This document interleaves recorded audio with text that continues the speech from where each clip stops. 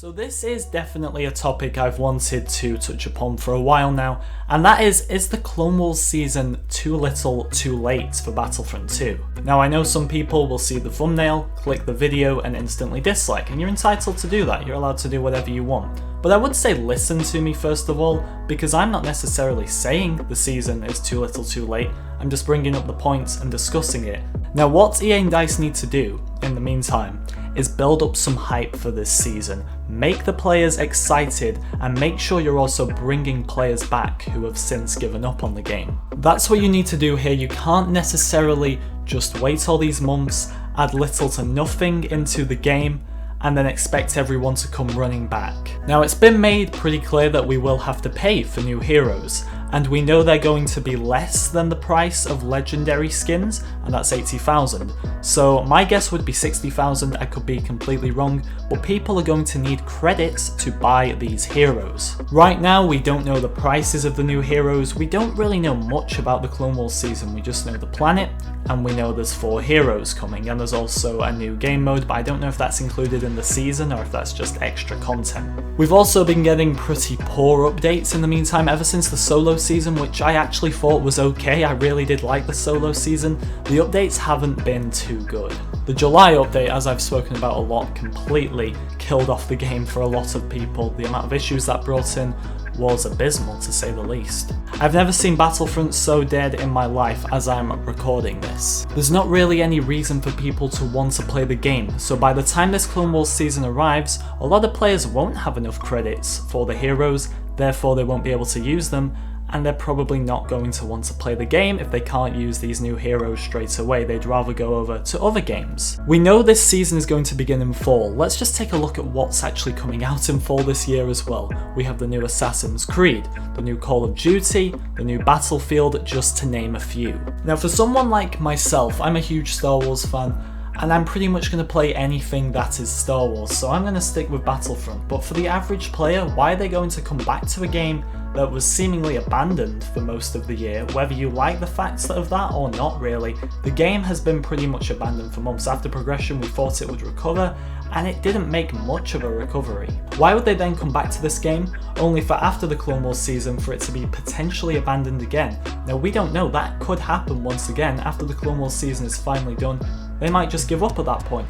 They might not. That's the problem with Battlefront now. We don't really know what to expect. Everything is just all over the place. And this is something that really does worry me, because I honestly believe with the right communication, the right information released, this Clone Wars DLC could really revive Battlefront 2 if it's done in the right way. Now what is the right way? Well, in August it is Gamescom. Give us a Clone Wars trailer at Gamescom to build up the hype. I know it's a little early, but look how early we got the teaser for the Death Star DLC back in 2016. Remember the EA Star Wars Twitter account? I wouldn't blame you if you don't remember it, because it's very inactive as I keep discussing. Well, maybe they could each week release a few new promotional images, maybe one with Obi-Wan, Anakin, Dooku, another Grievous shot, who knows? Hero prices needs to be released. This is the main thing I would say.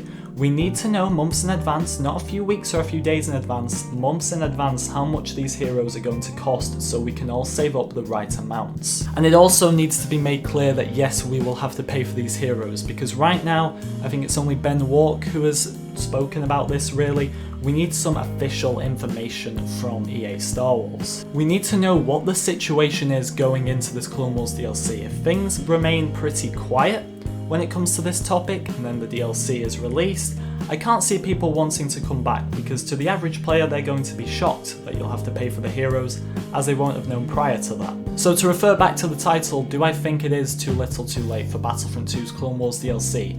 And the answer to that is, I don't know, I can't tell the future, but I can give you my best guess. If EA and DICE do everything I just spoke about, give us the players a lot of information, promotional images, build up hype, and just let us know what the situation is with this DLC, then no, I don't think it is too little too late. I think this game can make a huge recovery. But if they continue to be inactive out on the EA Star Wars Twitter page, they don't give us satisfactory updates that is going to bring players back into the game. I hate to say it, but Starfighter, Hero Assault, whatever it's called, isn't going to bring back a lot of players. The clone skins next month, if they add them all in from the files and don't split them up, then that is going to bring back players. I'm just saying, people really like clone skins. But if things continue how they are now, for example, we've had to wait almost a month for a hotfix to get Palpatine back into the game, that's ridiculous. Things can't continue like that, and if that's how things do continue, then yes, maybe it is too little too late, as people are just going to have no faith in this game and its future. So in summary, we need better communication. It was getting there, but things have dropped lately, I have to say. We need all the clone skins brought in at once. That is really, really going to build up hype for this DLC. And then, if it's done right, like I said, I don't think it is too little too late. I really think the Clone Wars DLC can be the huge recovery, or the start of the huge recovery this game needs.